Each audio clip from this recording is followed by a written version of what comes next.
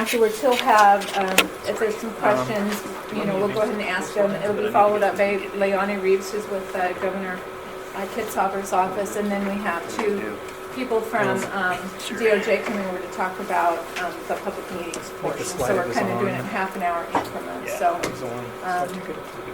with that, I'll let Would it be Matt. helpful if we maybe just went around the room? I don't even know everybody. Oh, really? Okay, well, that's a great idea. And I may be the only one who doesn't know everybody. No, I don't But I know. bet not. I think I know everyone. Okay. So Athena gets to name us and give her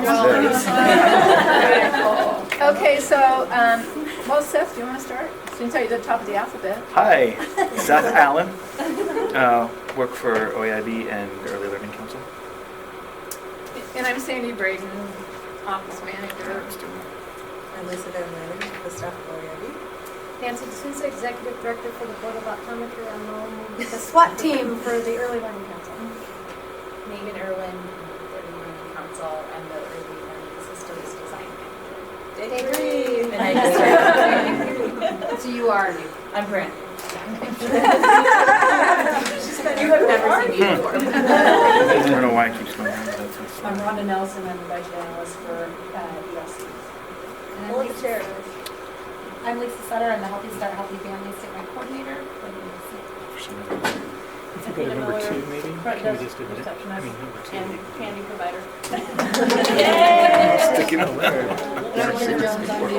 Support staff. That's okay. We only got 7. Because state coordinator and web support to help start programs statewide. Sure. Anna Sikina, Juvenile Crime Prevention Manager for the Youth Development. Let's go one direction. What if we go to the end? Collaboration. Phil DeLong, accounting technician, shared financial services, ELC, YDC, OEIB. Naja Jones. Oh, the Rosselli, I just wandered it off the street. Deputy Director. Could I just do the smaller version? Sure. I'm Serena Harris. I'm the grants accountant then for when I get to the ELC slide, YDC it'll let Shared me- Financial Services. Yeah, I'm not sure. Anna Gonzalez, I'm executive That's all right. support for Hilda Roselli and Doris McKinnon, who is unable to be with us today. Yeah, I think most people. Oh, yes, and Whitney sometimes. Summarize Shannon's state compliance monitor for the JPDPA and the legislature. I'm Mike Seelig, Executive Director for OEIB. Tony Anderson, Communications for Early Learning Council. And so you're just hitting that maximum. Once we get through technology issues. Oh, and this is Brenda. Youth Development. Thanks.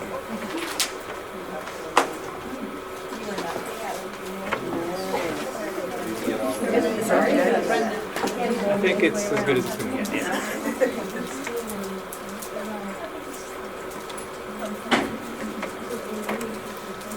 Okay, thank you all.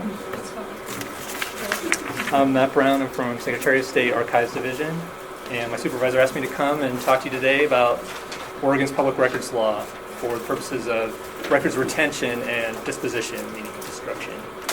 And so I think you'll have a full course today on public records and all their uses and all possible things that you might need to know as a public employee in the state of Oregon.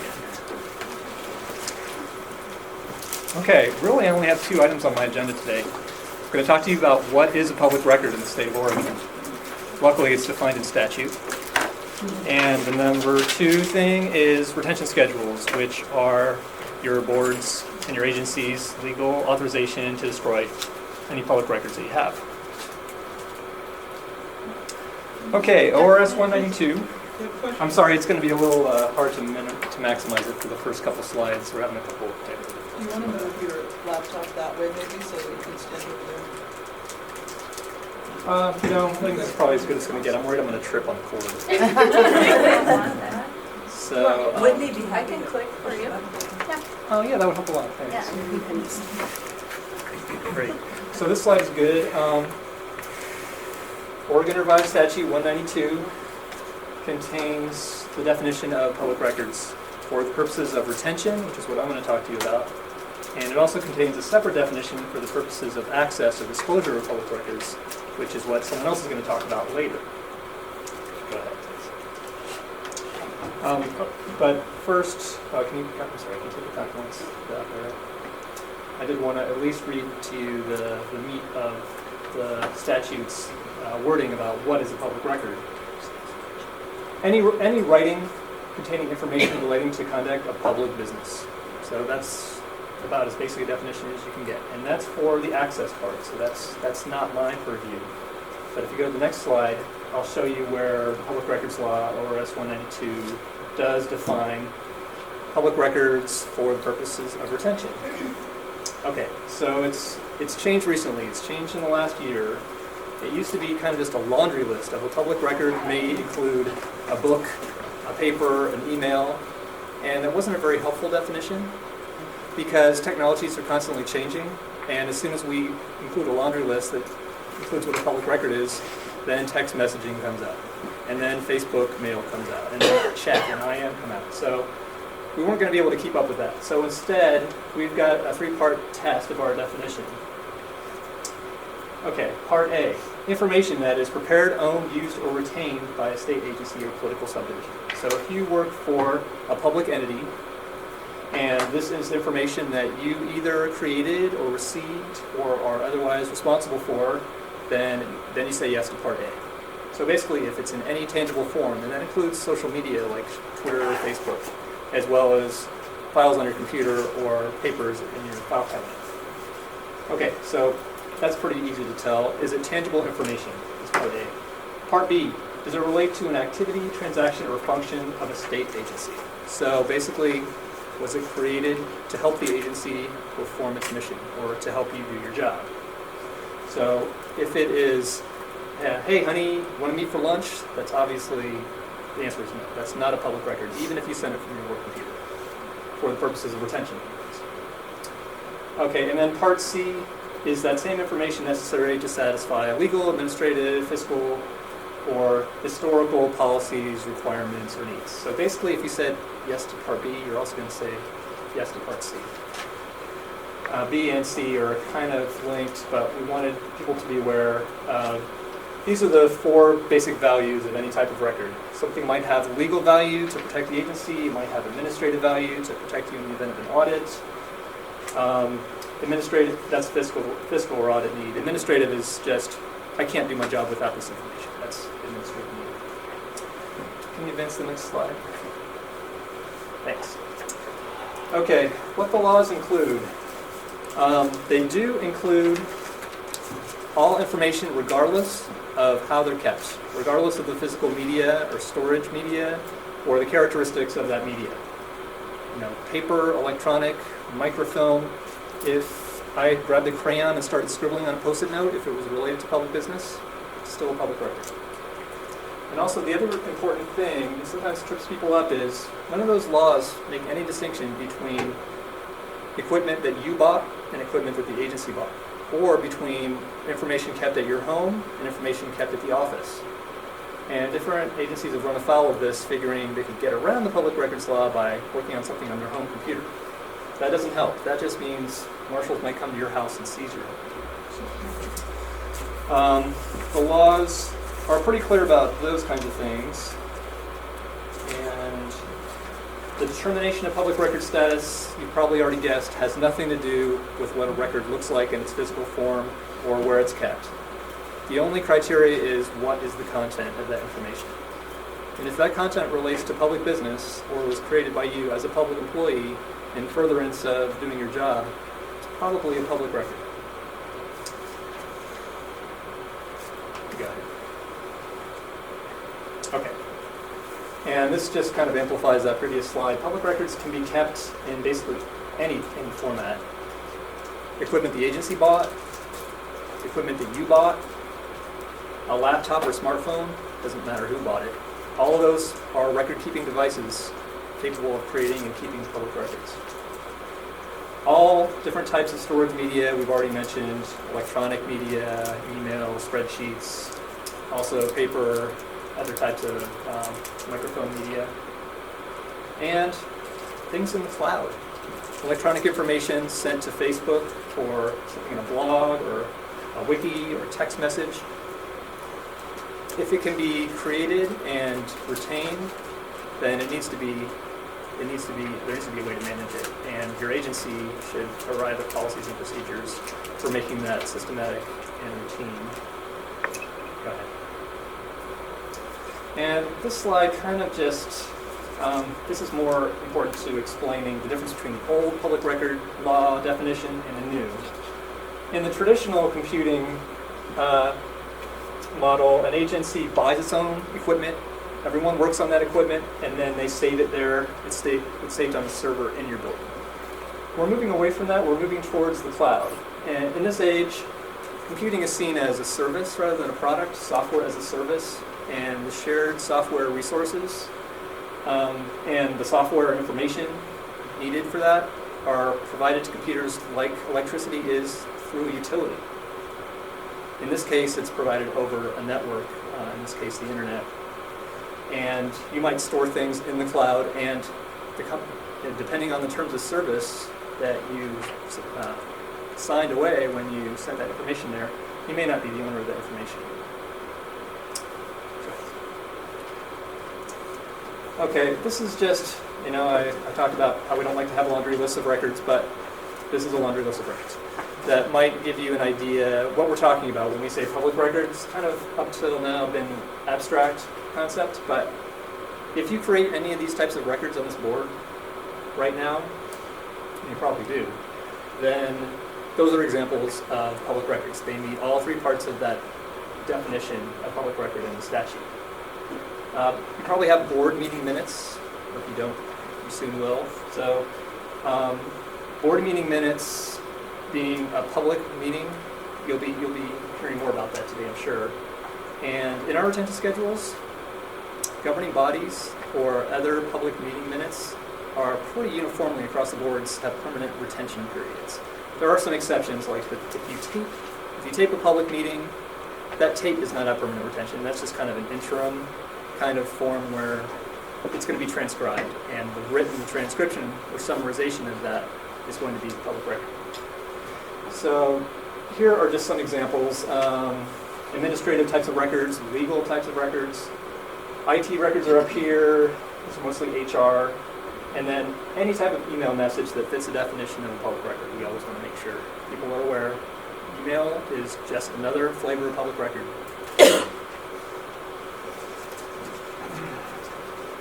Okay, so this is where I go through a couple screens, and it might be kind of hard to read.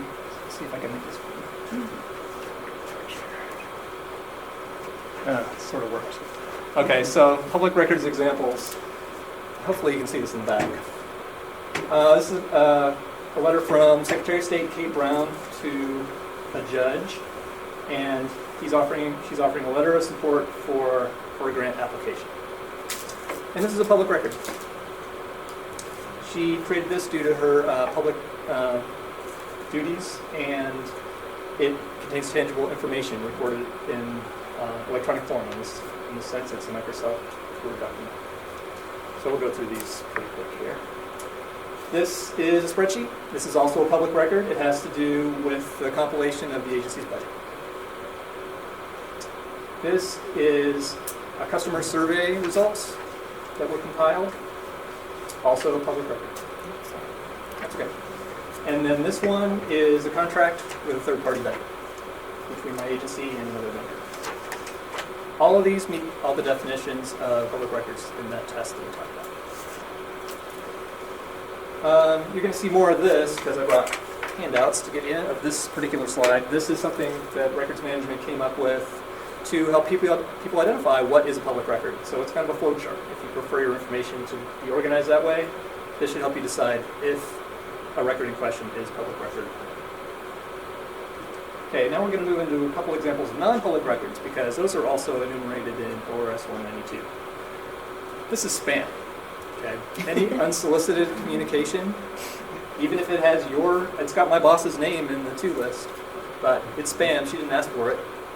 As long as she doesn't reply to it, it's still spam. She didn't really even need to open it. She probably should have deleted it right away if it was identified as spam. These are examples of listserv messages. It's like the magazine Governing sent her something, and another professional group sent her email, and there is no need to keep these. You can destroy them without looking at a retention schedule. Okay, now's where I test you. Okay, this is my agency's legislative concept request for 2013. Now, what if I said this is the blank form? This is a blank form. It doesn't have any information entered in it. Public record or not? Correct, it's not. It's just a blank form. The form itself might have basically a retention of keep until the form is replaced. But it's a blank form. Now, when it's filled out, then it is a public record. Okay, might be kind of hard to see. It's from Oregon Heritage Information. So I have a question. Couldn't somebody Yes. ask to see the form? Sure. So that they can make a request for you to turn over that form because they want to see They could see what is your current blank form. Yeah, what's absolutely. on the form. If they wanted to see something particular that was on that form, they would make a request and say, I'd like to see that form. And at that point, you have to give it to them, right? I'm going to let DOJ address that. Oh, That has more to do with access than retention. I'll tell you what it is that you might need to keep and how long to keep it and the best practices for keeping it, but whether you have to disclose it is a separate question. Okay, this is basically a listserv message, public record or not. See some shaking of heads. It's not. Incoming or outgoing? Depends on the content. In this case, my boss, she's subscribed to 20 listservs and she probably gets 50 messages a day from each, something like that. Okay. So once she reads it, she destroys it. She is not creating the message. If she replied to it, then she might be creating a public record. But if it's sort of related to spam. She asked to be subscribed to the listserv, but she didn't ask for all kinds of noisy email What if she about it. forwarded it without a comment? Oh gosh, you're stumping me here. I'd say still probably not. It's just forwarding when she didn't have anything of her own. Probably not. But with a comment? so with the comment. FYI, it's a comment, isn't it? FYI, it's a comment.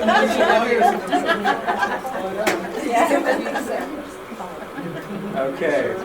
Anyone want to take a crack at this one? This is a DAS project alert. There's going to be work going on in our building. It's a public record, but the people who, yes, for them, absolutely, for DAS. And we'll talk about this concept a little later. Official copy. Now, if DAS sends this to 2,000 people, do all 2,000 people keep a copy of it? No. The person that sent it from DAS would be the keeper of the official copy. That's the one copy subject to retention schedules. And the rest of us who just received it would destroy it. Go. And here's the last one. It's from my agency's payroll coordinator to everyone in the agency, letting us know about health engagement model surcharges. This will come out of your paycheck if you don't do these things. Public record or not?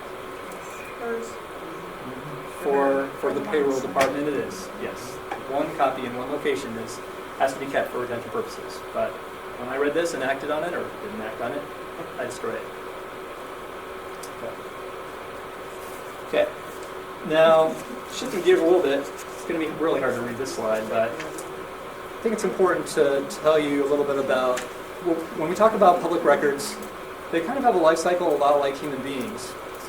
They're born, they go through life, they're used or not used, and then they expire, or almost all of them expire.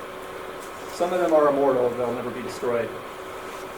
So, people and agencies, in my experience, are really, really good at some of these phases and not so good at others. So the creation phase, we sit at our desk, we write an email.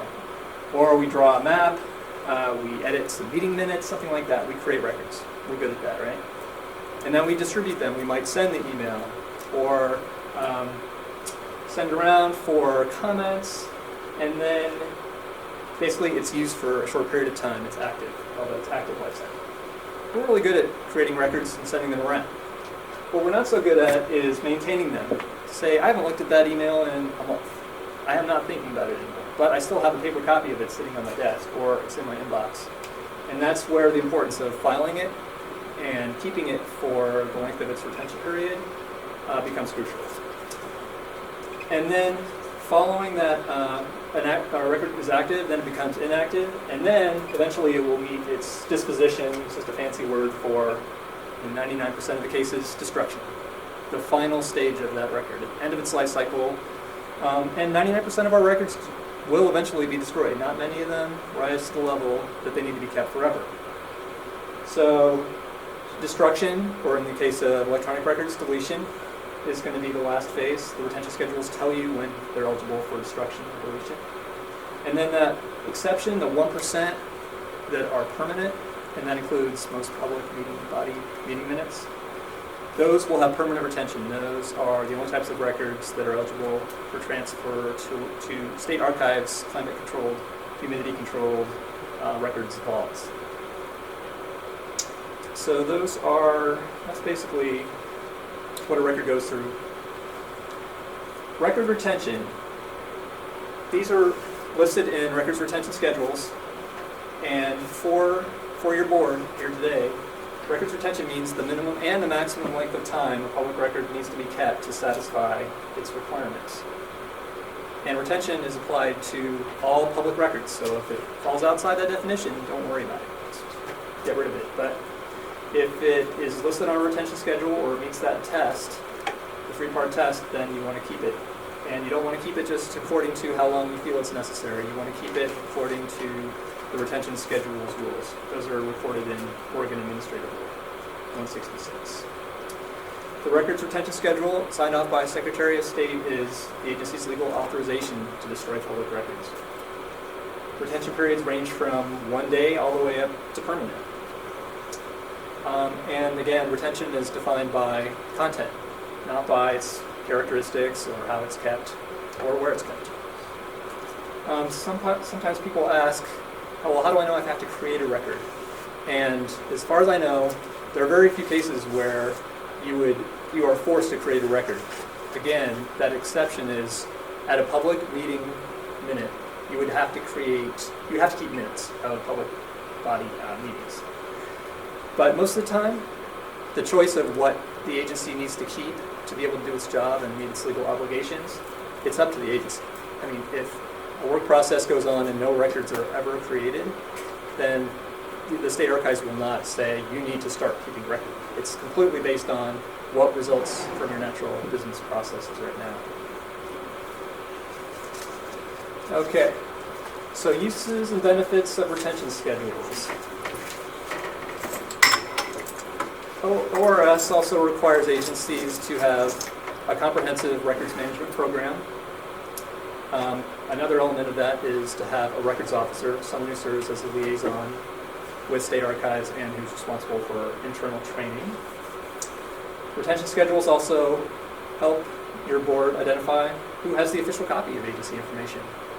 You do so much collaboration that it might be hard to tell. 3 people from 3 different departments might work on something, but the retention schedule will tell you which one department has the official copy, and then the other 2 departments can destroy theirs.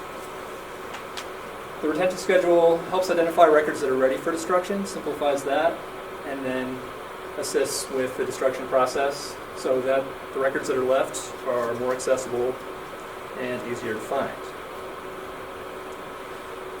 Again, about official copy, when I mentioned my payroll person who sent that email about the HEN program, if you send an email or create a record and distribute it, you probably want to have an agency policy that specifies that. The sender of an email is the official copy holder of that email. That way, everyone who's CC'd or who is a recipient on that doesn't have to keep an extra copy. I was just wondering, were we mostly talking about paper records here, or is this about electronic records? All records in all forms. Yes. You can advance that. So this is the question of, now that I've told you that you have to keep records, what's your authorization to do that? And as a board, you have a special OER 166-350, that tells you, it's a list of commonly held records from state agencies, boards, and commissions. And you'll probably find a lot of your records, like board meeting minutes, on that list. But if you don't find it there, I recommend looking at the state agency's general retention schedule, and that's also in OER 166. You'll find both of them off of this main page. And especially the state agency's document is really lengthy. If you're looking for something in there, I recommend just a keyword search within that document to try to pull up the retention for that. Now, there's some cases where your board is unique and might have records that aren't included on either of those. Contact us at State Archives, and we'll work with you to write a special retention schedule that will cover those records. And this slide, again, just talks about destruction. Disposition, meaning when the retention schedule says you can destroy it or delete it. The only other option is permanent, and those are eligible. They don't have to come to State Archives, but they may be eligible. I was also asked to mention about other storage for records that will eventually be destroyed, but maybe they have a 50-year retention. You don't want to keep those on site in most cases. And we have a state records center elsewhere in Salem that will keep those records. It's got 100,000 boxes, I think, right now. And so that's one option. If you choose not to keep them there, you can keep them at any storage facility that complies with our OERs, right up here. And it's a pretty basic list. If you're going to keep public records, they basically there has to be a lock on the door of the building. It has to be a fire-resistant building. It has to have some temperature and humidity controls, otherwise you'll have pest infestations and your paper will curl. Your shelving aisles cannot be a threat to human health. We don't want people just dumping records up on top shelves that injure people when they try to get to them. And probably the most important part for when you live in Oregon, your records have to be stored above initial flood level. Because too many agencies have lost records just before they were needed in lawsuits for e-discovery or for discovery in court, because they kept them on the floor in the basement, or even on the floor of the first floor. And my agency, we recommend, if you have nothing else, just take an old wood pallet and throw that on the floor. Put the boxes on that. That's at least a couple inches off the floor. Your records are probably going to survive all but the biggest floods. That's all I had, but I'm happy to take any questions. Otherwise, I'm just going to distribute this flowchart that should help you decide whether what you have is a public record or not. Thanks for your time. Thank you.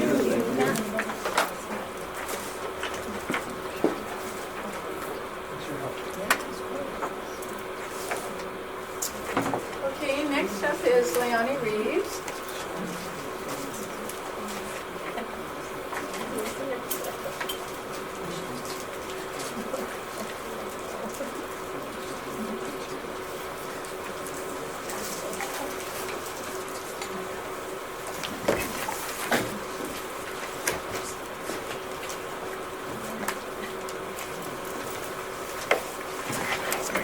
Okay, I just brought handouts of my PowerPoint. I didn't actually bring Do you want the to just PowerPoint. shoot them?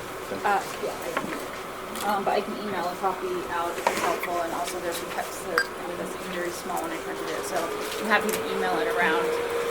But I'm just going to go over briefly a high-level overview of public records requests, because Matt went over sort of what is a public record and all of the reasons, or all the ways you need to keep it.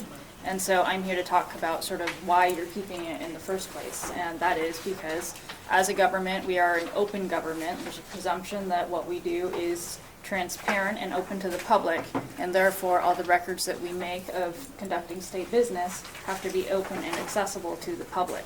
So the exercise that we're going through in terms of keeping all of these records, sending them over to archives, keeping them in your email box isn't a useless exercise. It's one to preserve records so that if somebody wants them, they can get them.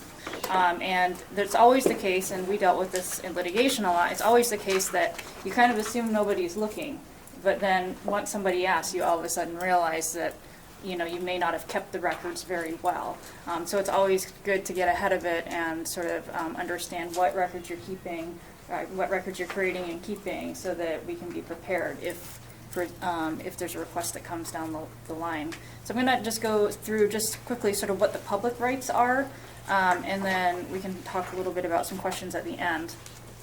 But one thing I do want to say is, so Matt talked a little bit about the retention schedule and sort of said, once the retention schedule is over, for most records it's like 7 years, then you can get rid of the records. There is an exception to that, and that is if litigation is pending. So if you have records that have been created in this agency that are subject to a 7-year retention schedule, but on year 6, a lawsuit is filed, and those records are now a part of that lawsuit, those records now have to be kept until that lawsuit is preserved. And so this is a little bit too much detail for most people because you don't necessarily deal with the litigation sides of things, but I'm sure some of you are all too familiar with this issue.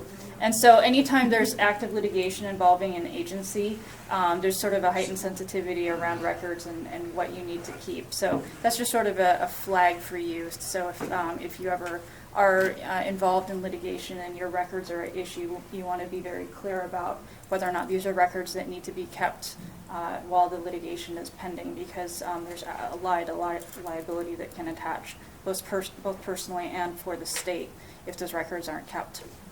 So the public has a right to inspect the records. Under the public records laws, every person has a right to walk in here and ask to inspect any public record. And so there's some statutory sites. So once the public walks in and says, I want to inspect the record, the custodian of the record, and I'm assuming in this agency is probably Lisa or Sandy, but they work with all of the staff here to make sure that the records are secure and accessible. The custodian of the records have an obligation under the law to give access to those records. So that's why this isn't a useless exercise. It's an exercise to make sure that those records are available when somebody walks in. And when somebody walks in, not only do they have a right to inspect the records, but they may also have a right to copy the record. If it's a record that's easily in a form that's copyable, like an email that can be printed or a stack of documents that can be copied, the public has a right to get a copy. There may be some sensitive information, personal identifying information, it may get redacted. There may be, some privileged information that can get redacted, but more or less, anybody can walk in here and request a copy of a record. There's some exceptions if they're records that are like an electronic database that you can't get a physical copy of it. They have a right to come in and inspect it. And they have a right to come in within regular business hours and inspect the records in their original form. So I think, I don't know if this is exactly the question that was asked about sort of electronic original forms and surveys and something that may not be on a paper, but the public has a right to come in and look at the document in an original form. And so if that's on a computer screen and a database and an Excel spreadsheet or some kind of software that compiles information, they potentially have the right to come in and inspect that.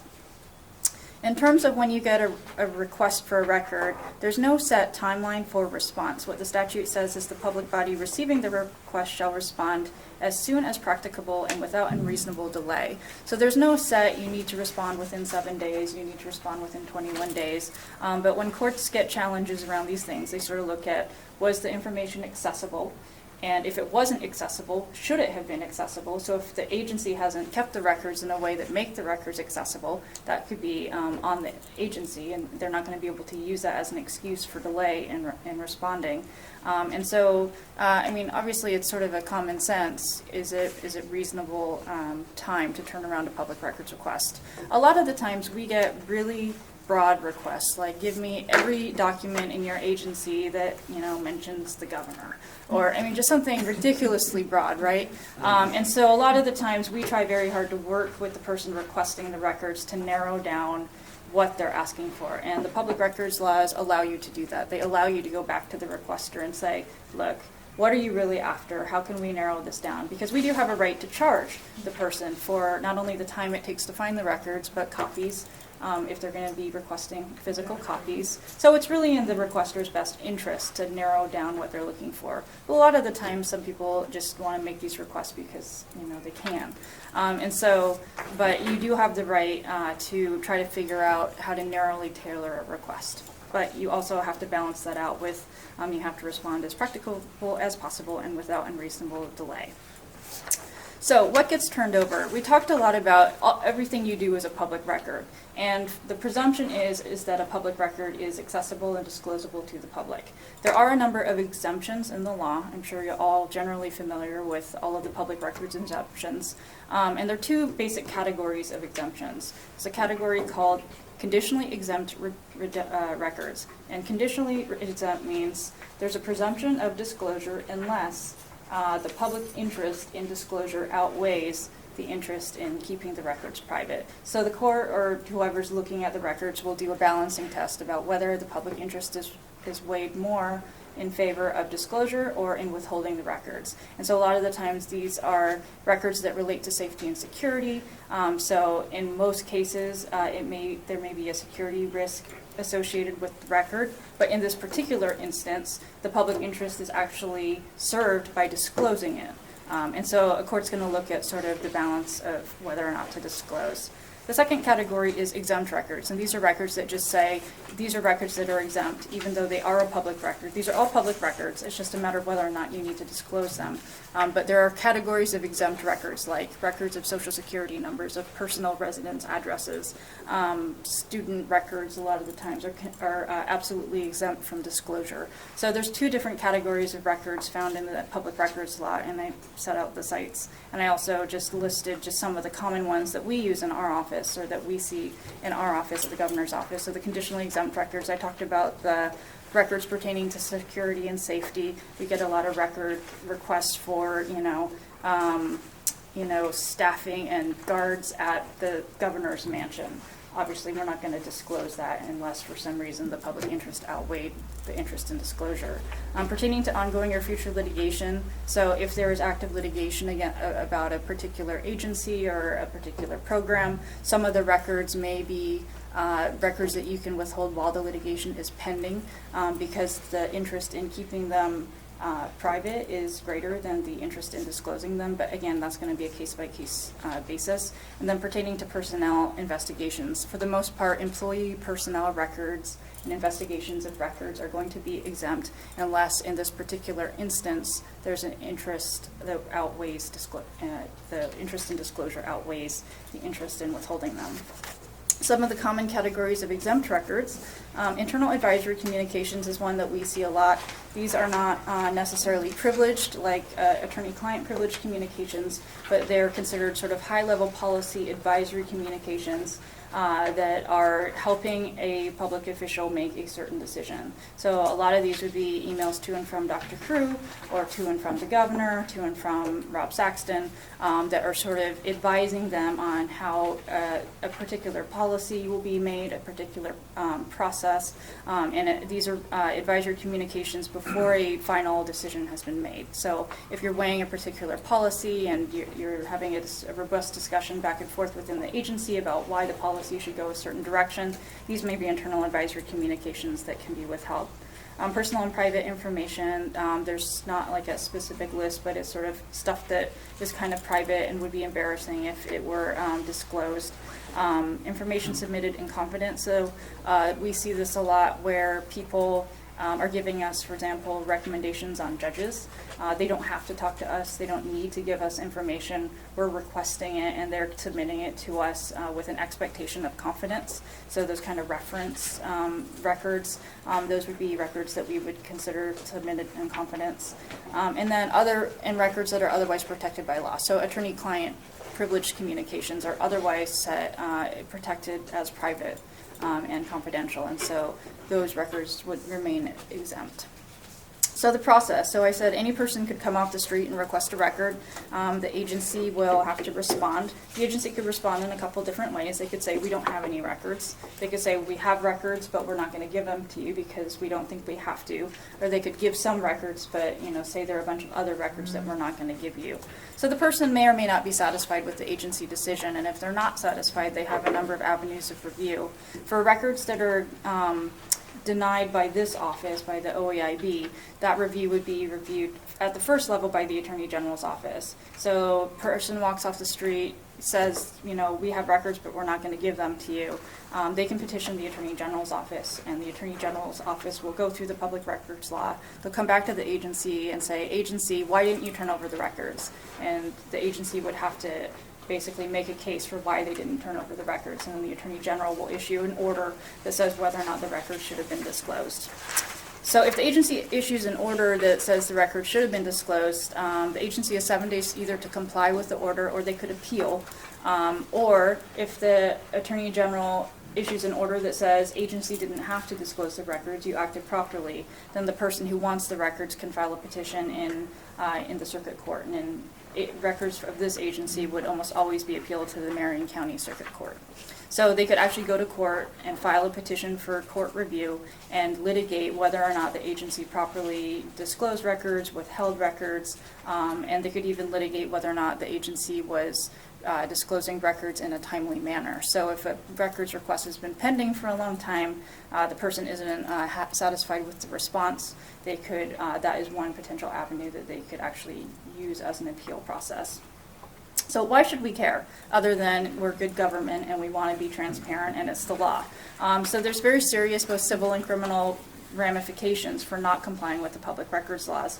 A couple of pretty high profile cases that probably a lot of you have heard about: Nike versus City of Beaverton. So when Nike was working on some expansion projects with the city, they had requested a bunch of records from the city. The city ended up not disclosing records that were public records.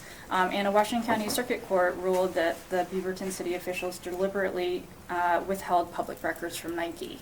That ended up, they found the city in contempt of court. The city was required to pay not only the cost of producing the records, which was almost $300,000, but also almost $500,000 in attorney's fees to Nike for the, $175,000 of Nike's attorney's fees, plus they spent about $500,000 of their own attorney's fees litigating this issue of records that they were obligated to disclose under the public records law.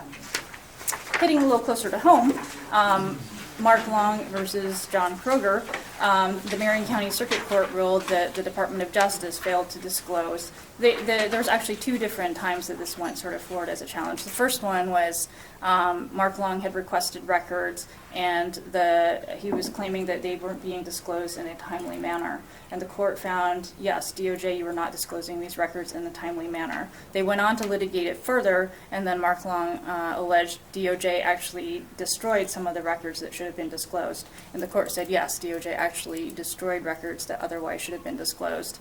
And the judge not only found against the Department of Justice, but also ruled a fairly large attorney fee award in that case to Mr. Long, and the state defense costs are around $500,000 last I checked. I mean, the case is still pending. So very serious civil liability to the state if these records aren't disclosed, and if they're not kept, and if they're not disclosed in the right manner.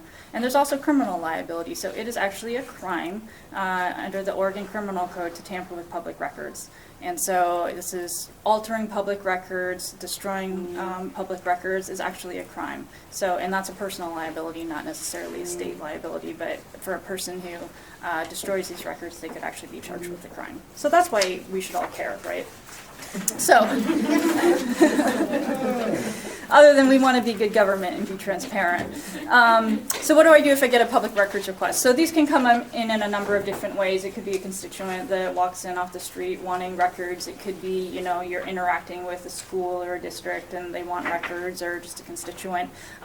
The agency should have a public records process, and part of that process can be, and I don't know if this is up yet, but that they need to submit a written request in writing. So just saying, hey, Iris, I need records, it isn't going to necessarily trigger a public records request. The agency can come back and say, we have a process for these requests. Go ahead and follow the process. But if you're aware of somebody trying to get records generally, you should contact Sandy and Lisa so that they can start figuring out, is this person making a public records request? And if so, guide them to the right process. I mean, no agency and nobody in state government is benefited by trying to play hide the ball with public records. And so it's just to everybody's benefit if you know that a citizen or a district or anybody is trying to access records that we have, to just guide them to Sandy and Lisa so that they can try to guide them through the proper process.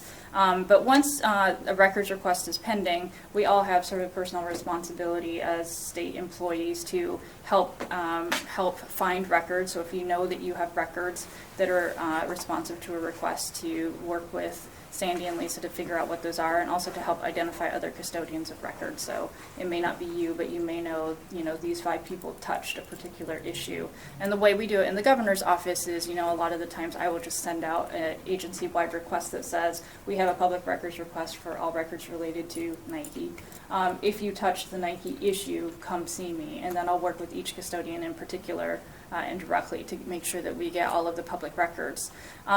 Electronic records, so emails, are usually pulled sort of on the back system. So most employees aren't going to be responsible for going through their email and printing off all of their emails. DAS and IS can basically pull all of your emails electronically. So emails is the one thing that will sort of be done sort of behind the scenes. But those public records could be on your notebook, they could be on your iPad, they could be on a sticky note on your computer.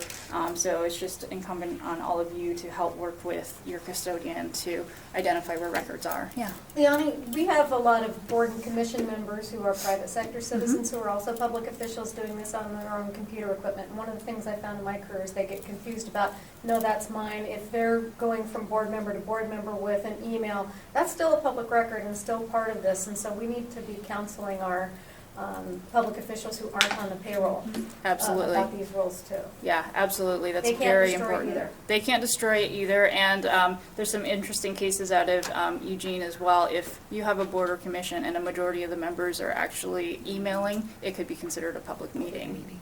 So, and I think you've got DOJ coming in after me. Yeah.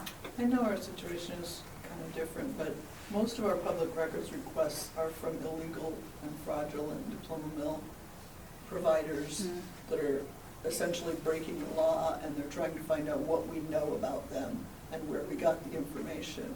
And then we've had situations where they then go and threaten, our source of information in another country.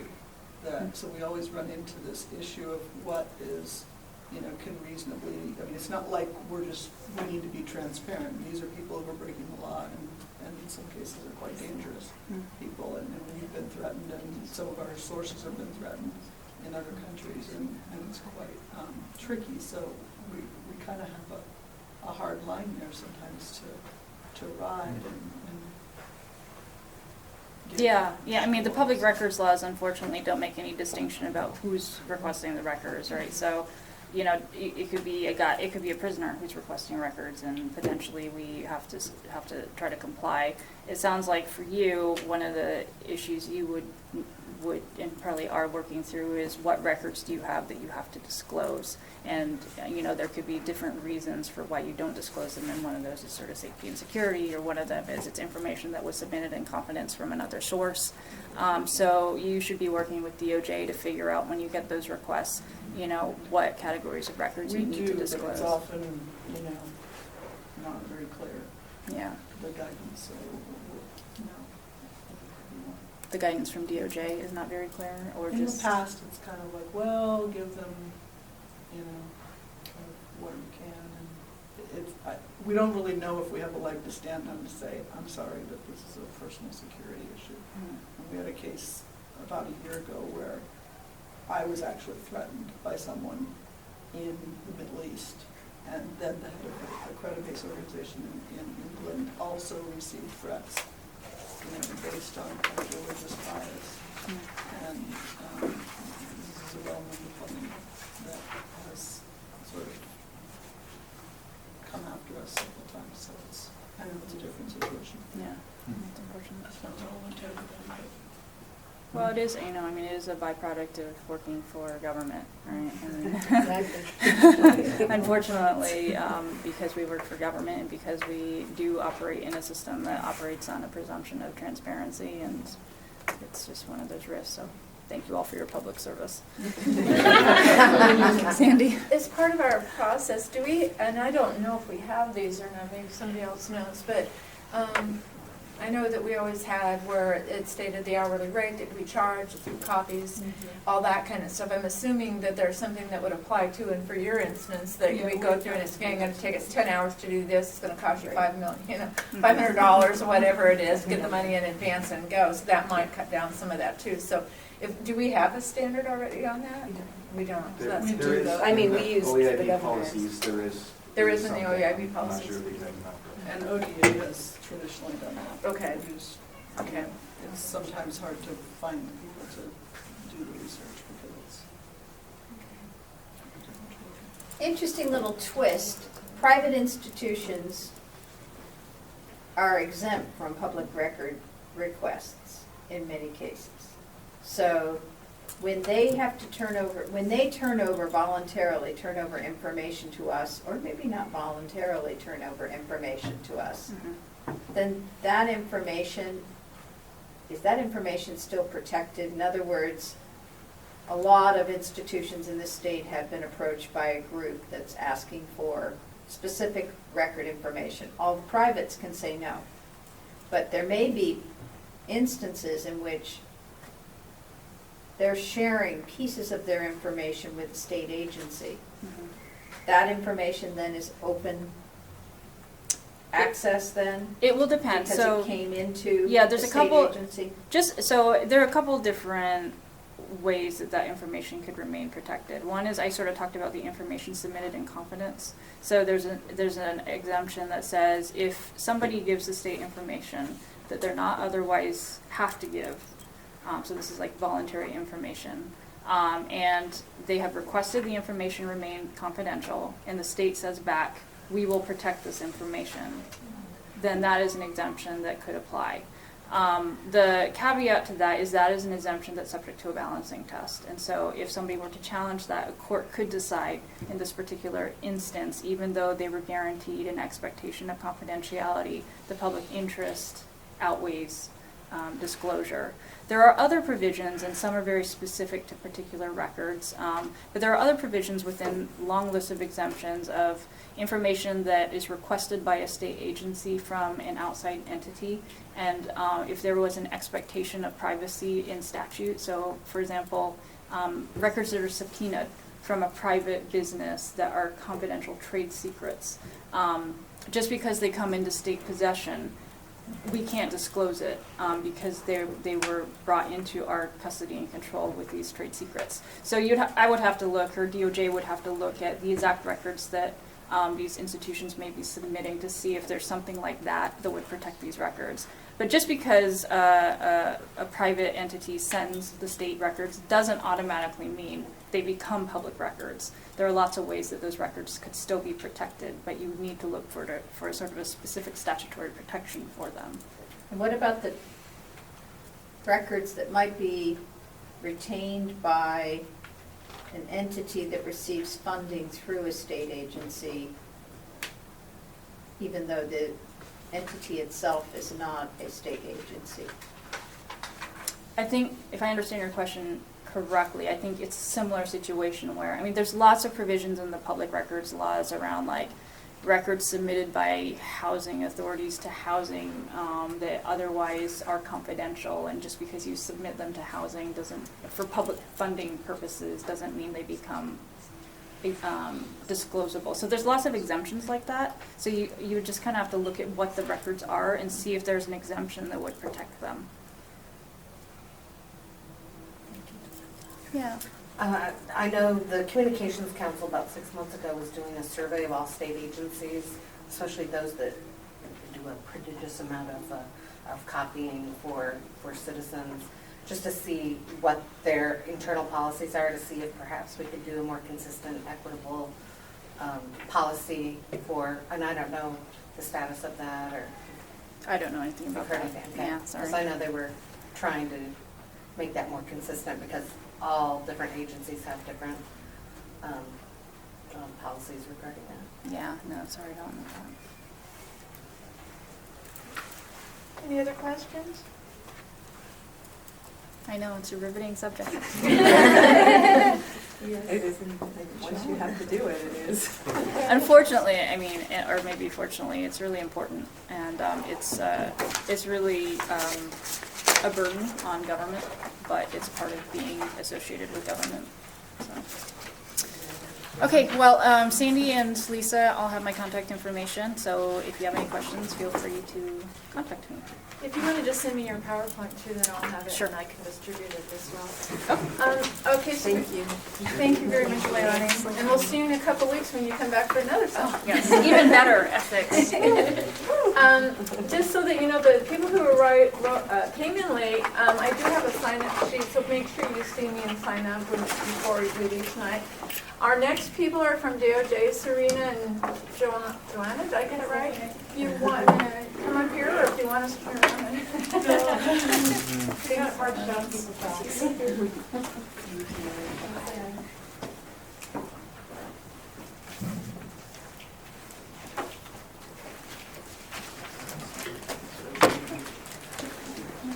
While we're getting set up, I just wanted to clarify a point made earlier, is that if you have any questions at all about public records or whether you need advice on whether, if something needs to be disclosed, be sure to contact your contact counsel at DOJ, because we can advise you on specific records.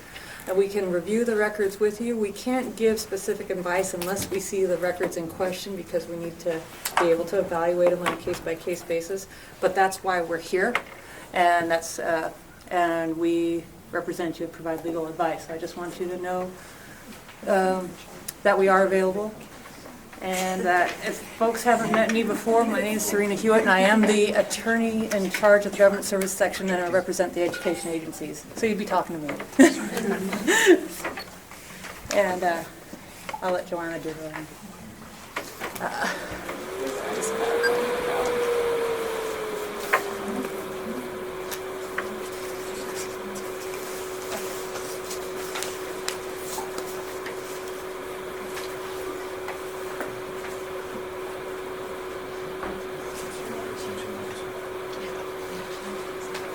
I think Serena and I would both agree that questions are welcome. I know you've been sitting through a lot of training today. All right. So somebody in one of the previous conversations said something about it, just a sticky note on your computer, and I suddenly had this thought that I'm wondering, do I have to keep all of the sticky notes? Yes, and photograph. And photograph them and archive them. And so maybe it's a silly question, but only because somebody brought it out specifically. I don't know if that's in that question he's on, but Yeah. oh yeah. You know, I one time sticky notes were the only piece of paper that I had, so I took meeting notes on the sticky notes, and I did stick them onto a piece of paper later, and I saved them because they were substantive. That's why. So My boss was actually the other copy of this and said he was if it's lunch, noon, question mark. Absolutely. Yeah, it is a record. I mean, no kidding. So this morning, I'm maybe driving, maybe not, and I'm writing some little notes.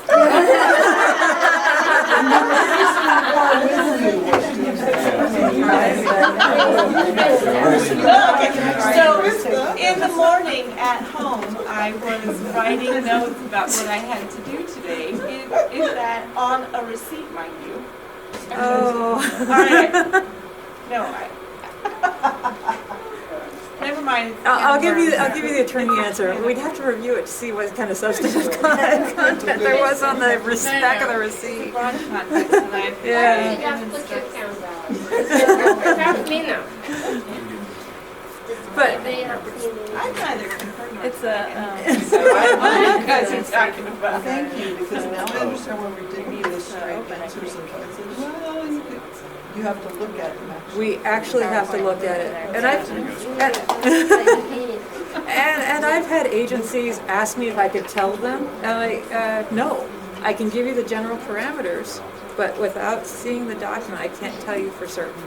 If it needs to be disclosed, it needs to be redacted, so.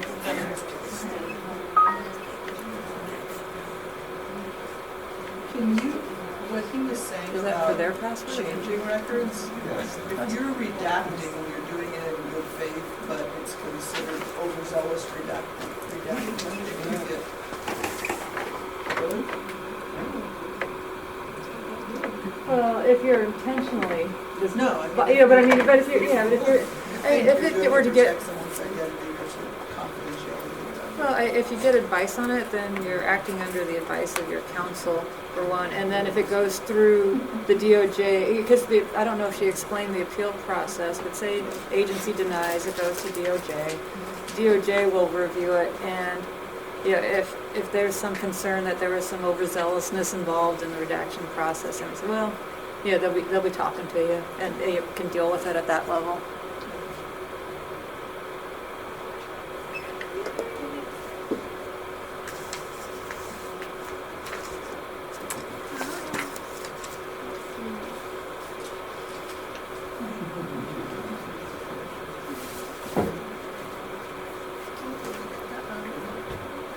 You know how to do this? There we go. Yay. That's a little big, but I think everything's on there. And especially, I'm glad we captured this older woman with her holiday sweater. It was a December 2012 meeting where that photo was taken. So, who wants to hear a joke about potassium? Potassium, did you say potassium? Okay.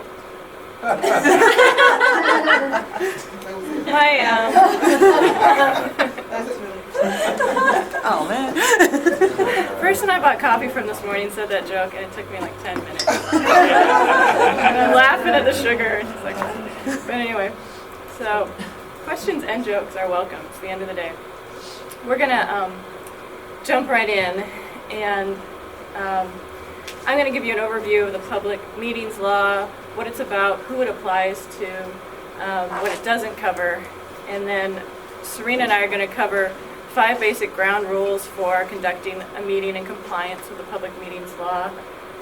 Serena's going to talk about executive sessions in case those come up in your meetings, and then I'm going to cover a little bit of enforcement and the risks with the meetings law.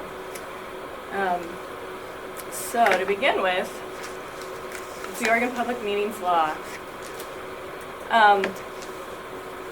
It's a sunshine law enacted in 1973, sort of in the wake of the Watergate scandal and the growing perception in the public that people needed to know what was going on in government and have access to the decisions that would be made that would affect the public. This law has changed very little since it was enacted, and it's really been a good blueprint. It applies today. We've got GoToMeeting on our slide as an example. It applies today to a whole variety of meeting formats. It provides a real good template for conducting those and allowing public access.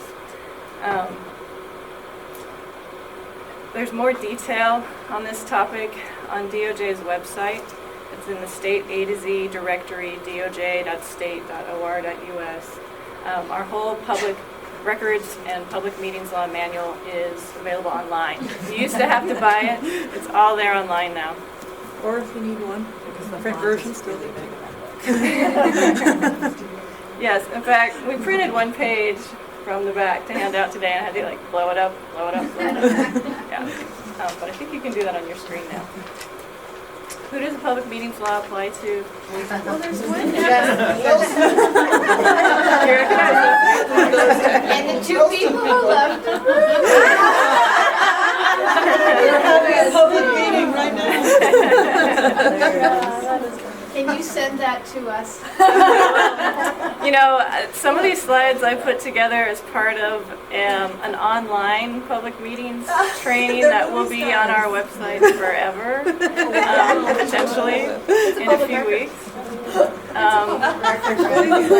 It was. Somebody grabbed this from our development group. That happens to apply. So, the public meetings law probably applies to the Education Investment Board. It applies to the governing bodies of public bodies, which is a very amorphous, broadly encompassing language that means, you have a group of at least 2 people that make decisions for a public body or recommendations on policy or administration. And a public body is going to include the state, regional governments, city, county, municipal, public corporations, districts.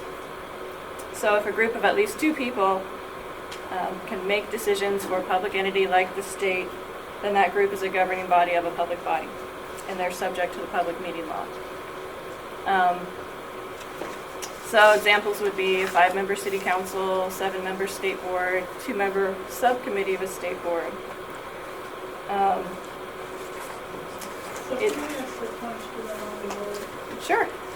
Because I'm not hearing the reference to advisory committees. So advisory committees who do not make any decisions, but rather provide information to a subcommittee. Where do they speak? Do they make recommendations?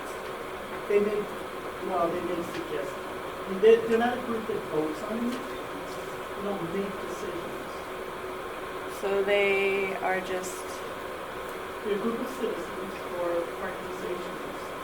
So in that sense, I just wanted to hear your opinion on that. I guess I need to know more. We err on the side of making it public, which is great. Right. You know, but I just want to Yeah, I mean, the phrase advisory sounds to me like they're making recommendations, passing on opinions. If it's just purely fact gathering, then I think you might be outside the public meetings law. But if they're making any, if they have any delegated authority, or if they're passing on recommendations or advice to that committee, then I think they need to follow the meeting law. It also would depend on what purposes they were established for, what that sort of initial action to create the advisory committee was, or if they're set up if they're certainly a creature of statute, then they would definitely be subject to the public meeting law. Yeah. I'm sorry. No, that was the thing. Oh, okay, you said me too. So, the 2-member subcommittee piece, so 2 members of the subcommittee get together and they're going to be reviewing data and looking at some information that will later be made to the larger group. Are they doing public meetings, or is that separate public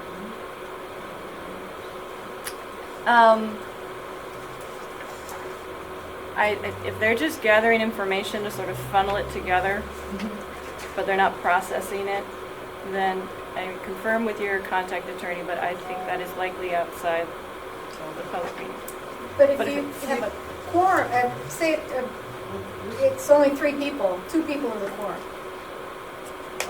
Or if it's 2 people. Yeah. 2 people. Yeah. No, it's not bad. So, but often subcommittees are created to, you have a nominations committee or rule committee. They're obviously making recommendations. That way, yeah. So at the other end of the spectrum, individual elected agency heads like my boss, the Attorney General, or the head of DCBS, they are not subject to the public meeting law. Committees that inform their decisions, those committees, even though there's more than 1 member, the decision maker is an individual agency head, so they're not subject to the public meeting law. I think it's as broad as it can be to make those group decision-making processes open to the public. When you just have 1 person, it's really hard to get in their head and the public have access to it. So aside from that, if you have deliberations, decision-making format, then I think you're looking at applying the public meeting law. So if deliberation discussion and even maybe it's going to happen in the advisory committee, and it's going to impact programmatically, starts program. So we have an advisory committee that works to help the policy, procedures, that type of stuff. So you publicly notice it to starting. You have to publicly notice it to the whole, last out there to at least the world, to, you know, or just sending it to our health department or our program managers club, you know, is that sufficient public notice?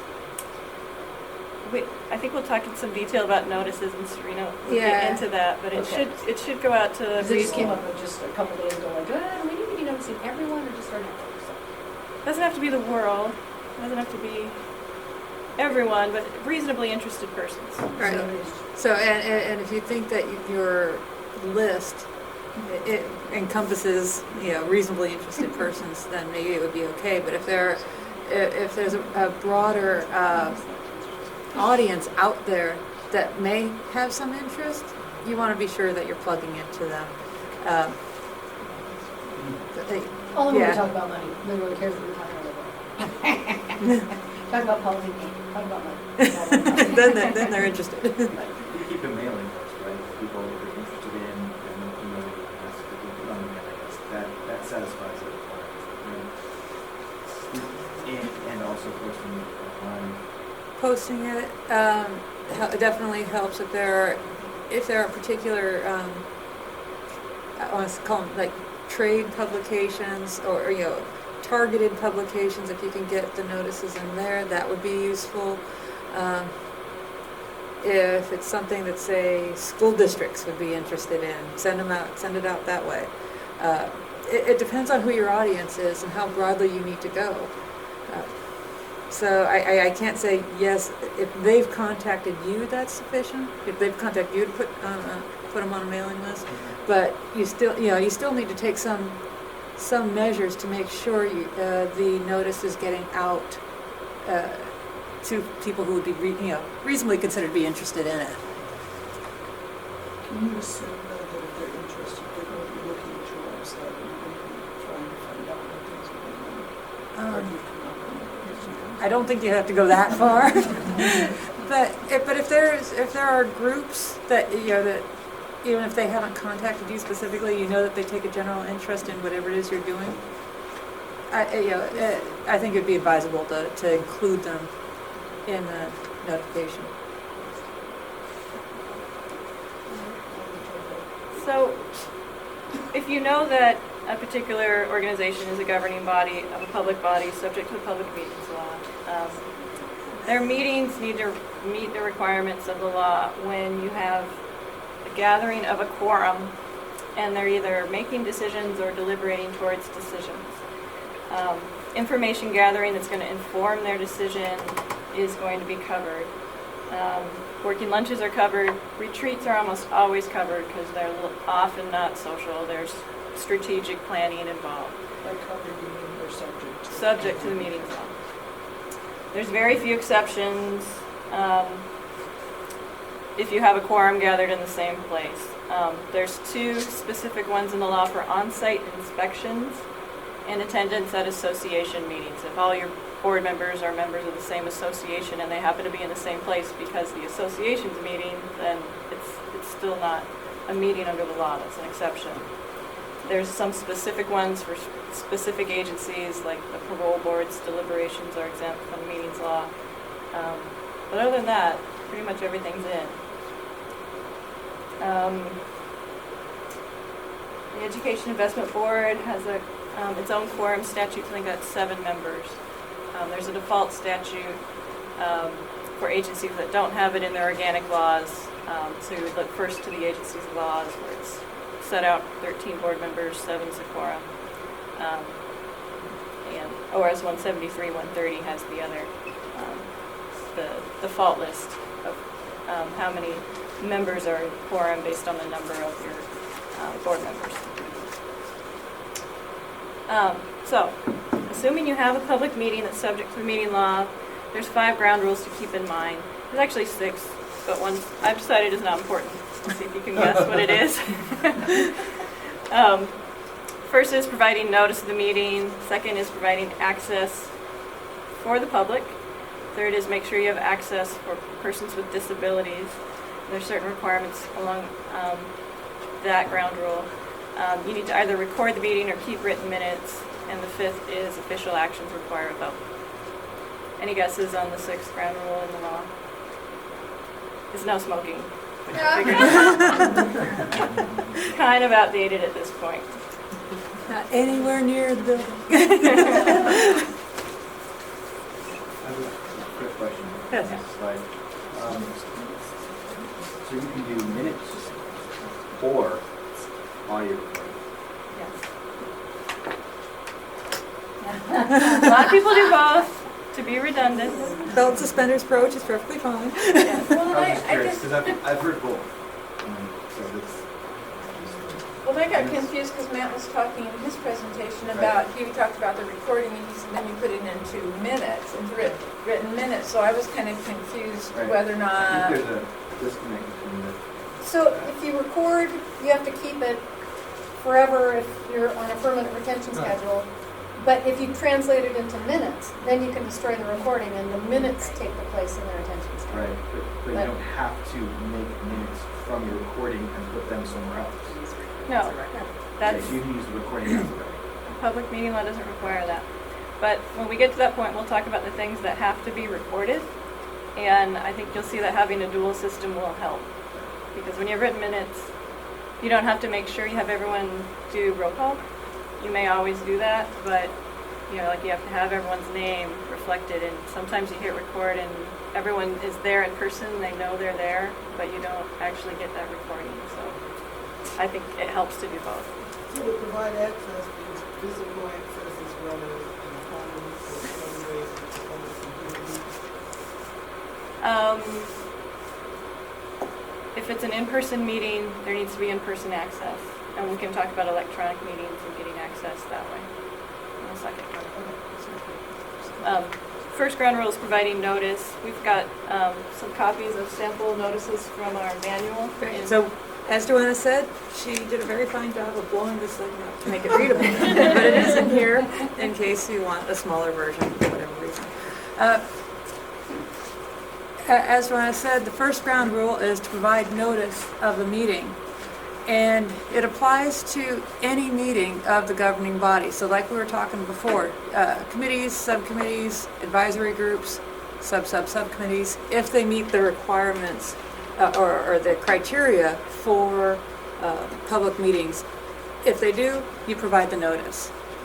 And the notice, as we said, must be reasonably calculated to give actual notice of the meeting to interested parties. So again, like we were talking about before, if you have an email list and you've developed it over time, you know that it not only encompasses the people that have requested notices, but also the people that you just generally send it out to because sometimes they're interested.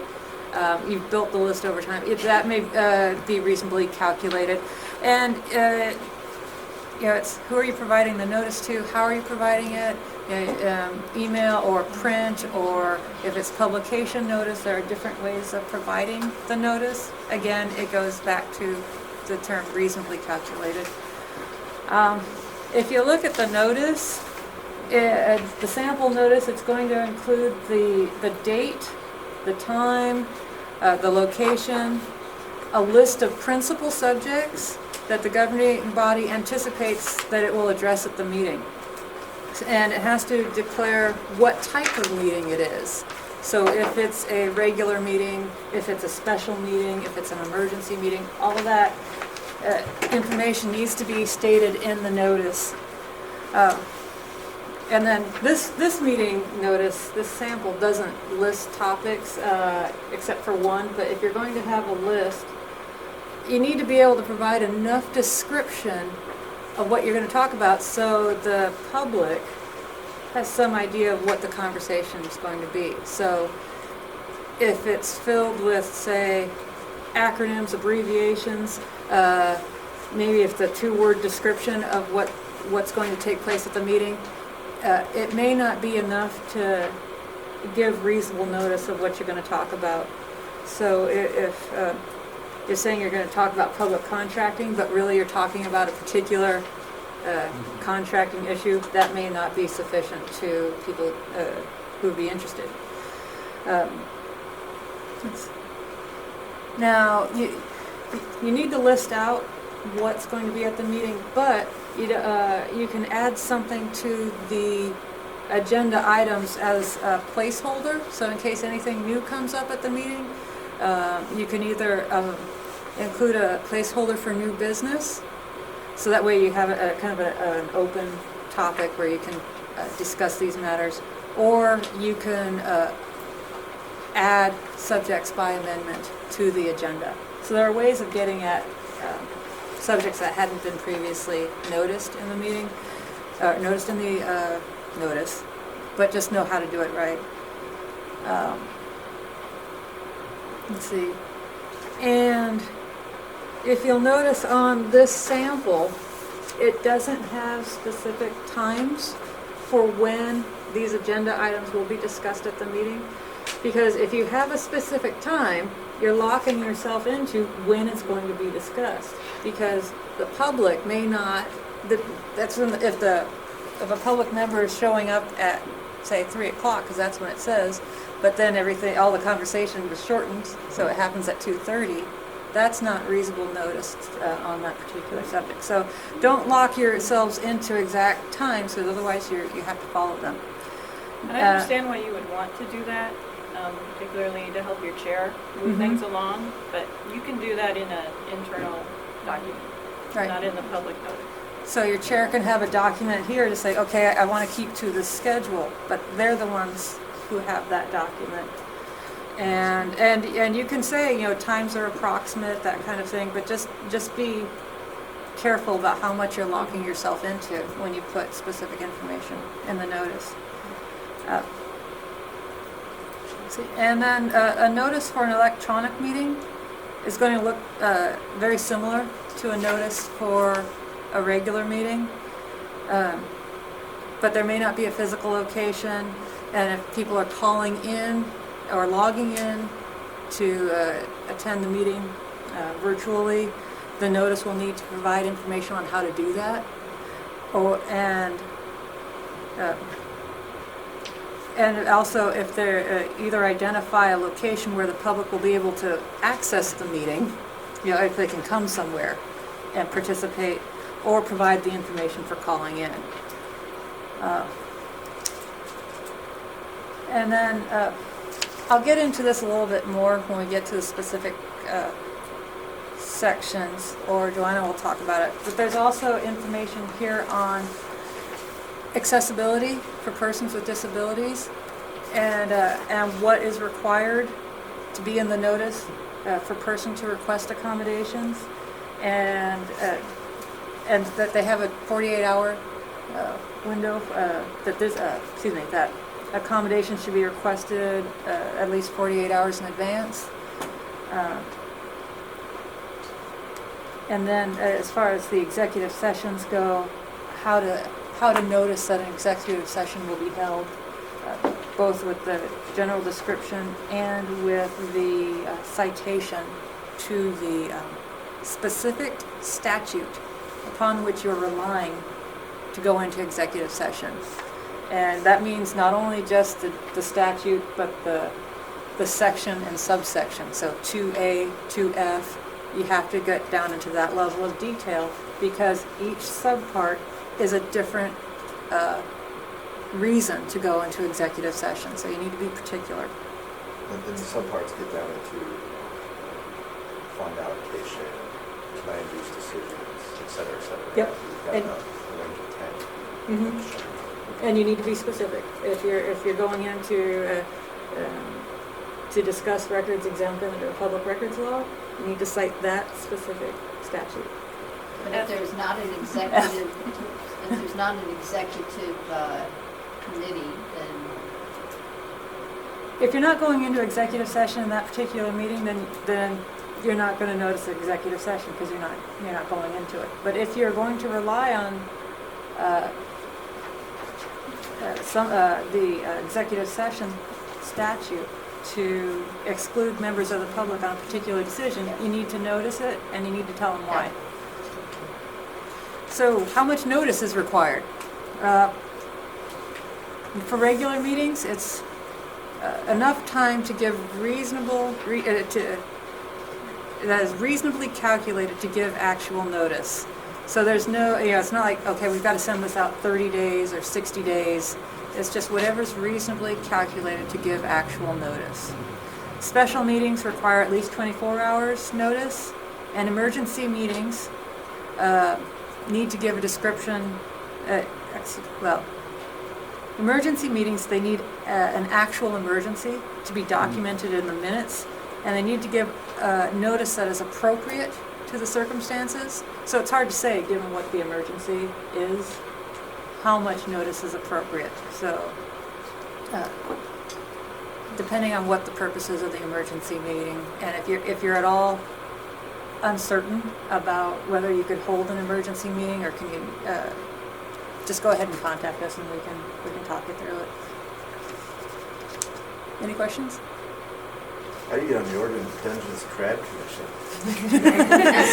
I don't think they get through. Tony, you're going to be on the wine board. Yeah, that one too. Yeah, double up.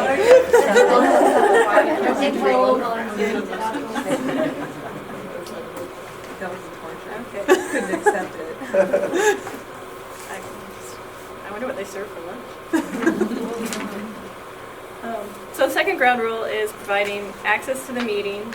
The public must be able to attend all public meetings, and that means a right to access the meeting and be there. It doesn't mean participating, doesn't mean commenting. So I know it's very common to have a public comment period, and that's fine. It's not required. Often it's up to your governing body that may want some input from the public and the opportunity to get that feedback, but it's not required. It's access to the meeting that's allowed. I work in the business activities section, works with a lot of more enforcement type agencies, Bureau of Labor, Public Utility Commission, medical licensing boards, QC. Those aren't all my clients, they're in my section. And so they have a lot of disciplinary or enforcement cases, and usually comment period comes at the end because they make a decision on a case, they need to make it on the record. So if you have that type of board, for scheduling purposes, it's a good idea to put your public comment at the end. When you have just an executive session, public access is not required. But there's two reasons why you would still want to hold that in a public place where there's public access.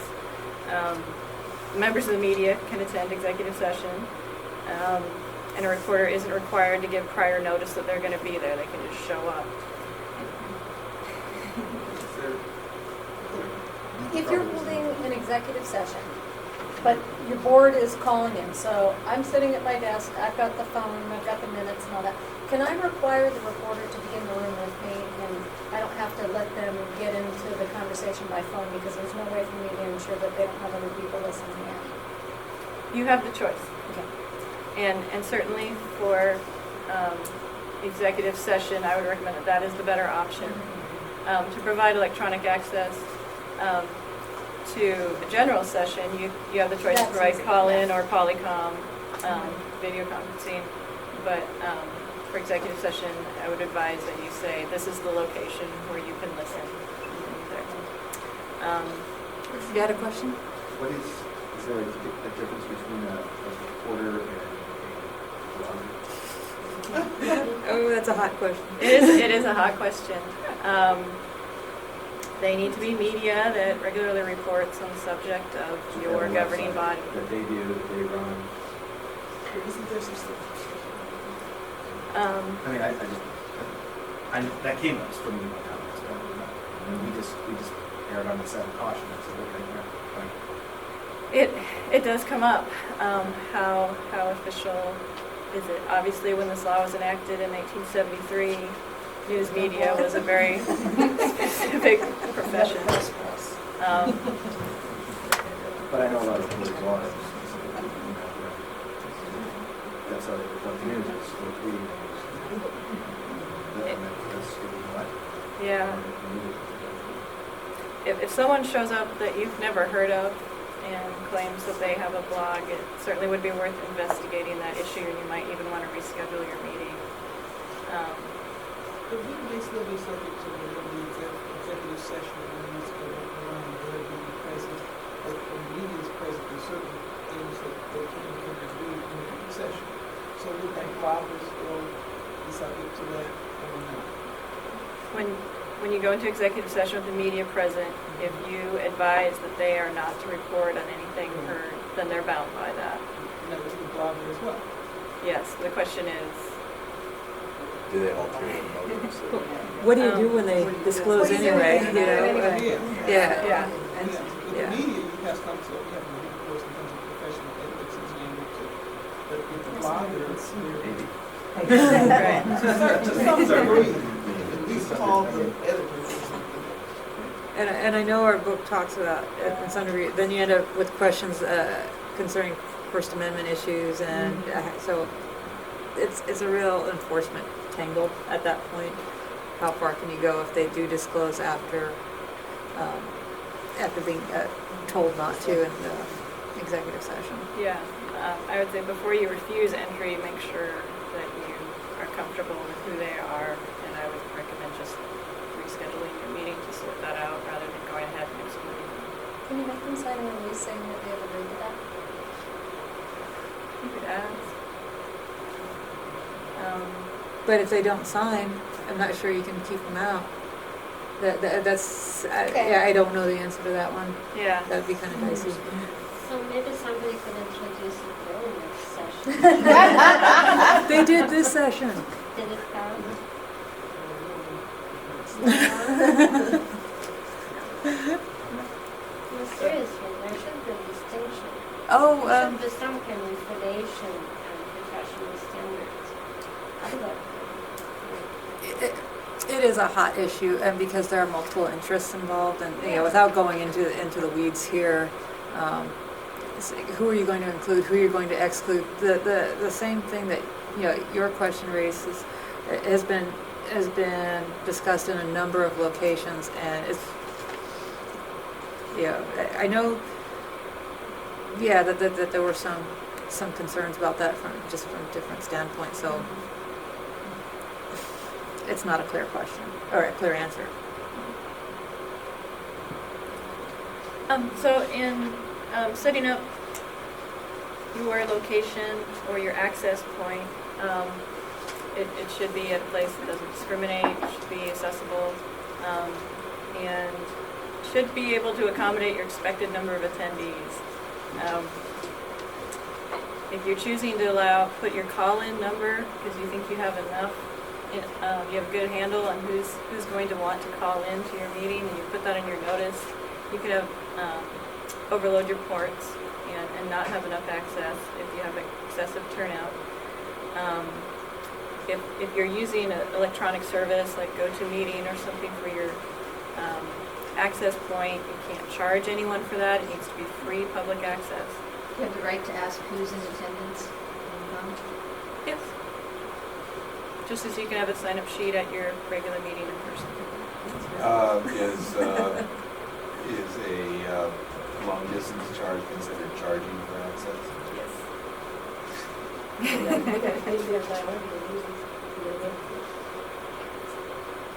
I'm sorry? When they dial into a meeting, it's usually a long distance call.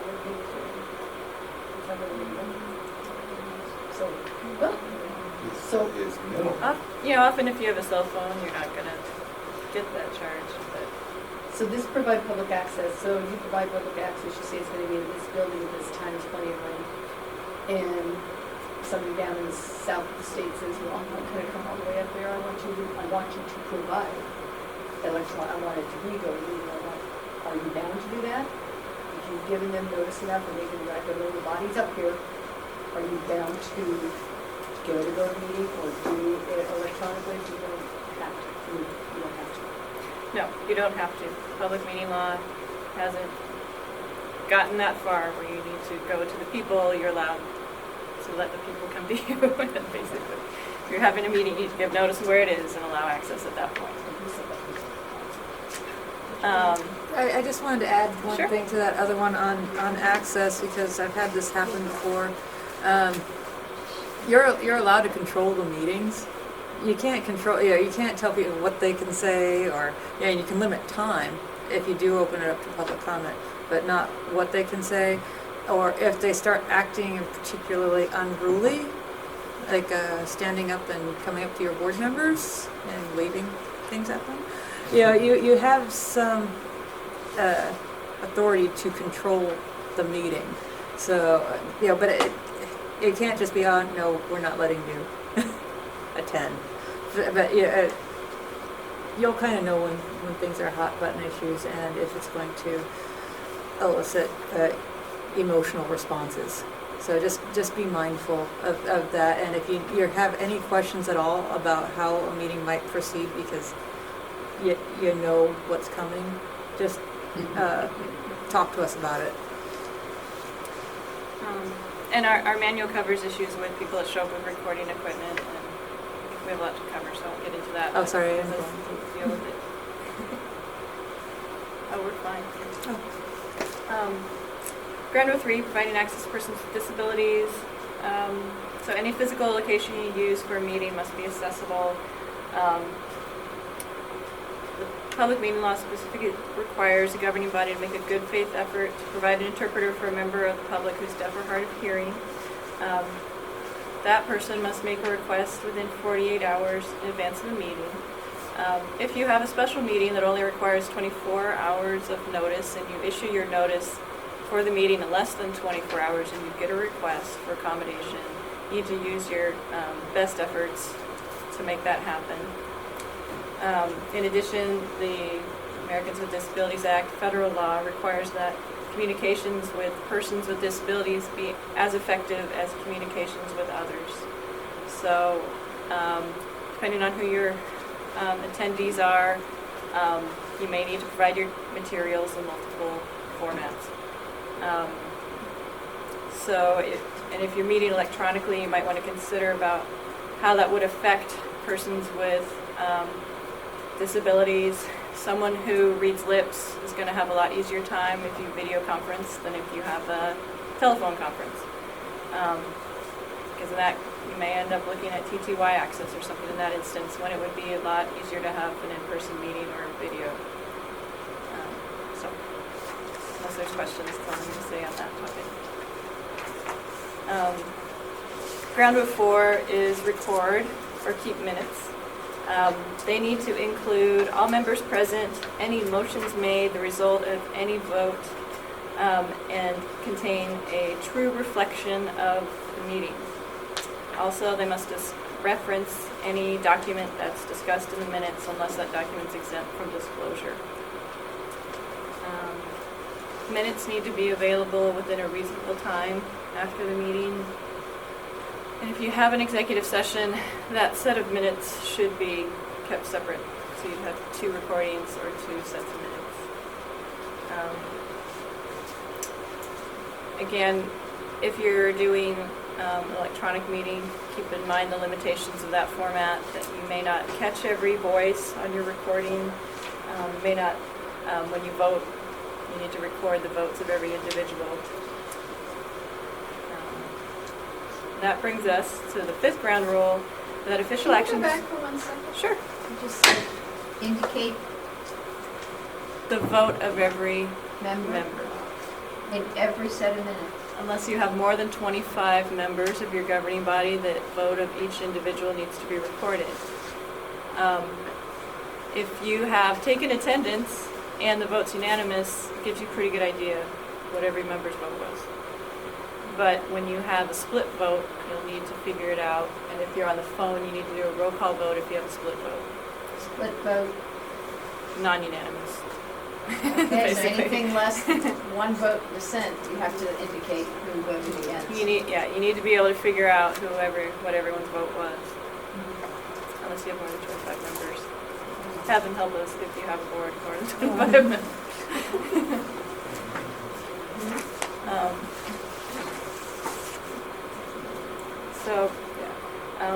Official actions, it's going to be motions, proposals, orders, resolutions, moving forward with administrative rules, adopting policies, anything that's official like that. You don't need to vote to eat lunch or vote to take a break. Stick with votes on official actions. The the work that they're there to perform.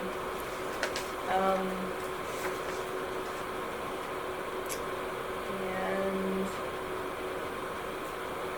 we already covered the issue of recording each person's vote. So I think that takes care of all our ground rules. And I just wanted to talk quickly about issues with electronic meetings. We've already talked about how you can integrate that process in planning your public meetings, because any meeting can be held electronically as long as you comply with the ground rules. This means it's just not going to be compatible with certain forms of electronic communication. There's no concerns with providing extra access. If you have an in-person meeting and you allow the web broadcast, that's great. It's beyond the minimum requirements of the public meetings law, but it does allow that person in the far reaches of the state to attend or observe your meeting. And that's fine.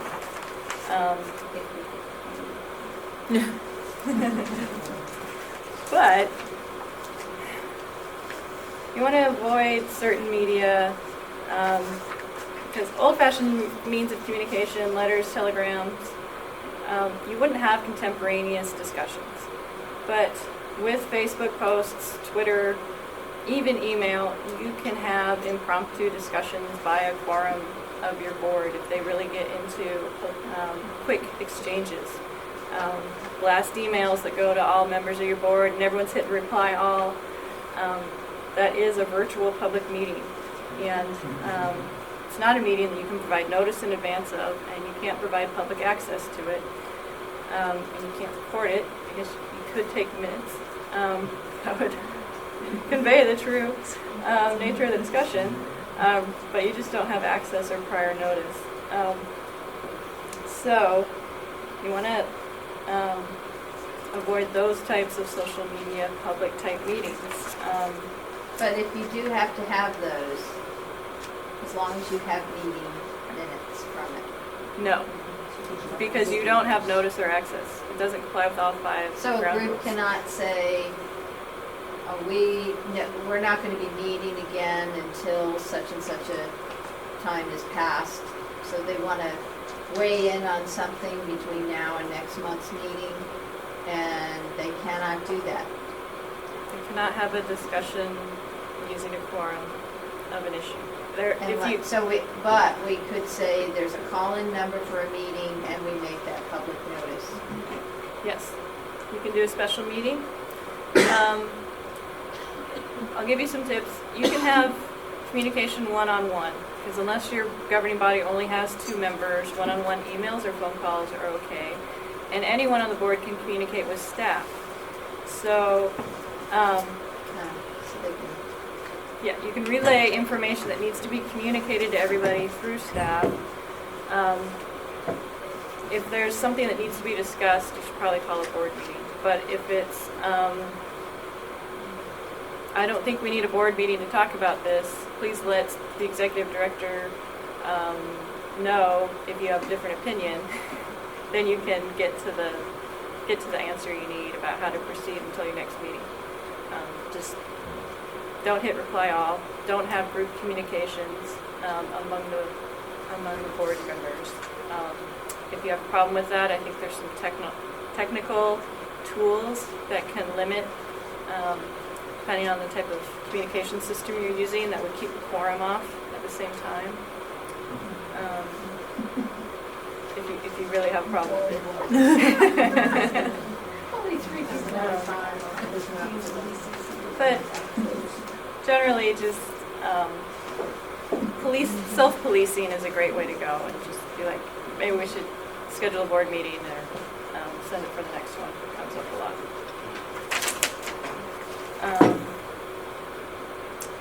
There was a 2011 bill that addressed compensation or reimbursement if you have members attending an electronic meeting, if they're on the telephone, or attending by a video conference.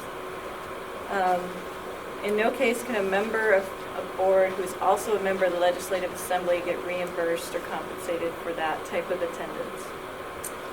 And it's also not the norm for someone who's a regular board member that's not part of the Legislative Assembly, but in that case, it's up to the discretion of the board itself.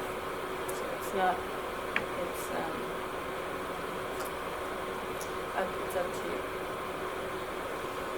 Is it illegal for a state agency to have a meeting and not reimburse transportation costs for people? It depends on the individual board's rules, statutes for compensation reimbursement.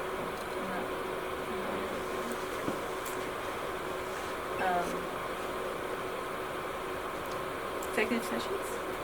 Well, looks like we're running a little bit short, so I'm going to try and go through as quick as I can. We mentioned earlier executive sessions. Executive session are meetings of the governing body that are closed to the public, with some exceptions that we discussed earlier. An executive session, any meeting or part of a meeting of a governing body which is closed to certain persons for deliberation of certain matters. Okay. It's not the same as meetings exempt from the public meetings law altogether. We'll talk about that real brief later. It is a type of public meeting, and it must conform to all applicable provisions of the public meetings law, and the exempt meetings don't. So just keep that in mind. Even though it's an executive session, it still has to comply with the applicable provisions of the public meetings law. So there are special rules for executive session. Next slide. Again, the notice of the meeting must cite to the specific legal provision authorizing the executive session. So in the sample rule, it cites to 2A. Your meeting notice will need to similarly provide that level of specificity. It used to be citing one. to the ORS. Subsection 2 used to be subsection 1, so if you have older notice that you just keep cutting and pasting, you might want to double check to make sure you have that. You notice it. It has to announce the statutory authority for executive session. So when you're in the public meeting and you're turning to that part of the agenda that says, okay, we're now going to go into executive session, you have to announce that in the meeting that you are going into executive session, and announce the specific statutory authority before you enter into executive session. And then no final action or final decision can be made in executive session. So you've deliberated and discussed in the executive session. You need to come back out into open session to take the final action, to vote or make whatever decision you're going to make.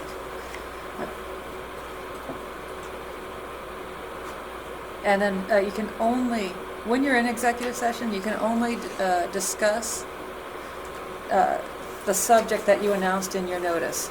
Don't go turn into different subjects because you did announce it, so you can't discuss it in executive session. You can go back and discuss it in open session if it's on your agenda or you amend.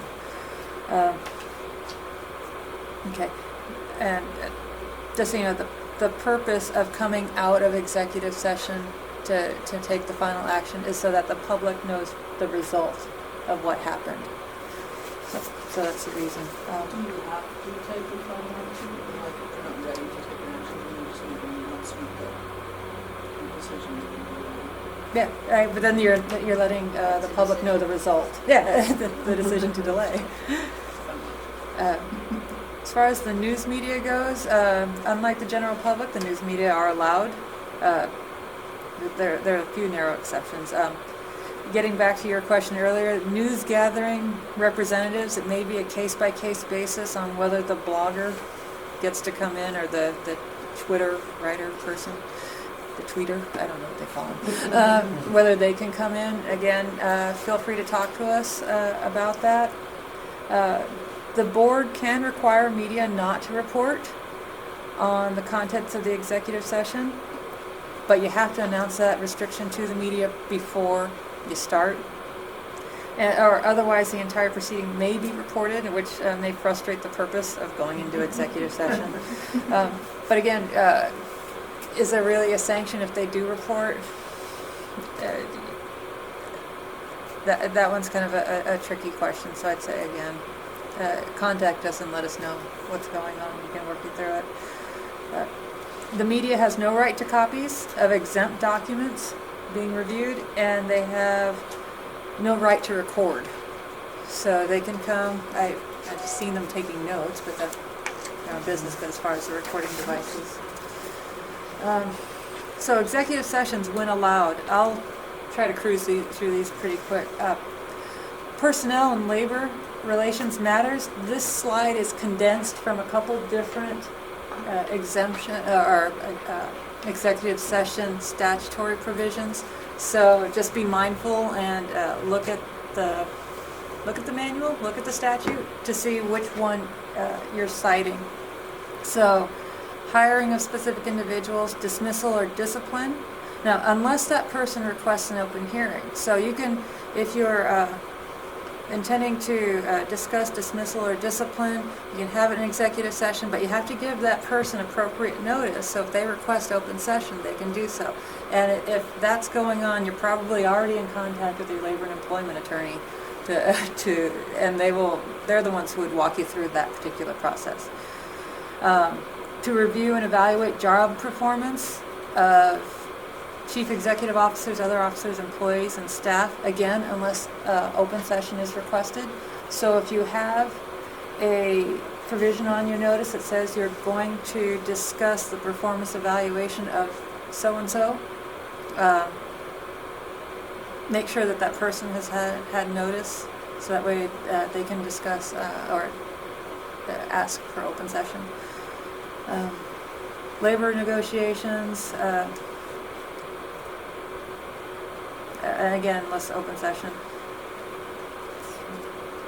And there is some symmetry here with public records law, so just be mindful of that. And these provisions do not apply to general discussions of policies. We're talking about specific individuals or labor negotiations. Medical staff considerations of public hospital. Okay. Real property transactions, deliberations with representatives, includes long-term lease transactions, does not include general policies concerning lease sites or long-term space needs. Again, specific real properties. If you're talking about that, then you can go into executive session. Consideration of information or records exempt by law from public inspection. So if you want to discuss materials exempt under the public records law, you can go into executive session to do that. But don't put the cart before the horse and say, well, we're going into executive session, so we're not going to disclose these documents. You need to examine the documents under the public records law first, and then bring it into the public meetings law. That makes sense. If you have any questions about that, just evaluate it under the public records law first. And this law, this provision specifically, it incorporates attorney-client communications. So the reason being is that written attorney-client communications are privileged, and therefore they're exempt from disclosure under the public records law. So if you've got written advice, it's a proper subject for discussion in executive session under this provision. Now, it's unclear if information, which was included in this executive session provision, broadens the scope of the provision to cover oral communications, oral advice with your attorney. So if you want to go into executive session to discuss oral advice, contact counsel first, because it's not as clear with oral communications. Written communications, they give you advice, you can go and discuss it. And so, and by legal counsel, I mean DOJ. It doesn't mean that you need to ask for a DOJ opinion, but an email exchange of advice may be the basis for your executive session. Right. It doesn't need to be a formal letter. I've discussed with agencies, like Donna was saying, on email and advice, but it's just some form of written communication. Preliminary trade or commerce negotiations. Consultation with legal counsel regarding rights and duties with respect to current litigation or litigation likely to be filed. So other discussions with counsel, other than advice, must be held in open session. And this provision with regarding litigation or likely litigation also parallels the public records law, which, just so you know, the public records law provision on this does not apply to administrative hearings. The point of this provision is to give equal footing to the state and other public bodies in litigation against private litigants. So if the private litigants can discuss with their attorneys what's going on, not have it disclosed, the public bodies should be on the same footing. And you can exclude news media who are parties to the litigation. So if they're suing you, they don't get to sit in on the executive session.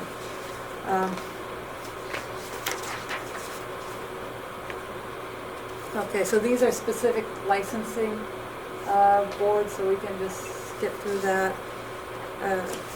Other laws outside the public meetings law also provide for executive sessions, and I provided these as just examples, but just be aware that there might be statutes outside the public meetings law that allow for executive sessions, so yeah, this is an awareness factor.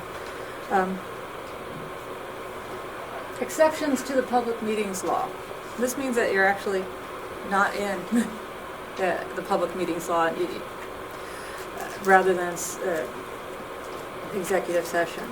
So, for example, ORS 182-690, there's one long statute that lists exceptions for particular agencies or circumstances, and one of which is contested case hearings under ORS Chapter 183, and you can go into recess and discuss those. Does anybody have any questions on executive session? I know I was running through that a little bit quick. Okay. Quick notes on enforcement of the public meetings law. There are two mechanisms in the law that provide for enforcement. One is the Oregon Government Ethics Commission enforces executive session violations. They have authority to investigate, and they can impose civil penalties up to $1,000 per violation. Anyone can file a complaint with the Government Ethics Commission. This is a screen print of their case log. These aren't all executive session complaints, just shows they have a number of pending complaints and the status. The Attorney General's office and the district attorneys don't have an enforcement role. But if a violation occurs because a board relied on the advice of counsel from their assistant attorney general, no civil penalty may be imposed. So it's important to consult on questions of compliance with the law. Second enforcement mechanism is any person affected by a decision made or as a result of conduct in violation of the public meetings law can bring a lawsuit and seek equitable relief, costs, attorney's fees, because attorney's fees can really mount. This does happen. This has happened. 2011, there was a case in Lane County, Dumdy versus Handy, concerning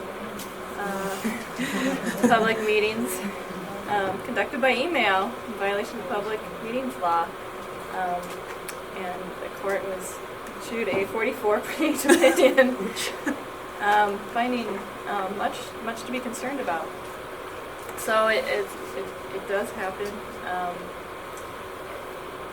If there are willful violations, which they found in the Lane County Commissioner's case, concerning some members of the Lane County Commission, members of the governing body can be personally liable for any award of attorney's fees or costs.